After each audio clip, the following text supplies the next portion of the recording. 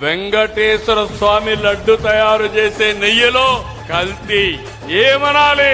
గట్టిగా పట్టుకుంటే ఇప్పుడు దొంగ నాటకాలు ఆడుతూ దేవాలయాల చుట్టూరు తిరుగుతున్నాడు గొడ్డలి పార్టీ నాయకుడు. అవునా కాదా తమ్ముళ్ళు అని మిమ్మల్ని అడుగుతున్నా. నువ్వు దేవాలయాల చుట్టూ తిరగాల్సిన పని లేదు. నువ్వు నమ్ముకున్నటువంటి మతాన్ని నువ్వు ఆరాధించి మాకు నష్టం లేదు. కానీ వెంకటేశ్వర స్వామి జోలుకొచ్చి దేవాలయాల పైన దాడులు చేస్తే కబద్దారు గుర్తుపెట్టుకోండి, మేము కాపాడుకునే శక్తి మాకుంది. అవునా కదా తమ్ముళ్ళు మిమ్మల్ని అడుగుతున్నా. దేవుణ్ణి కాపాడలేకపోతే మనకు భవిష్యత్తు ఏముంటుందని మిమ్మల్ని అడుగుతున్నా.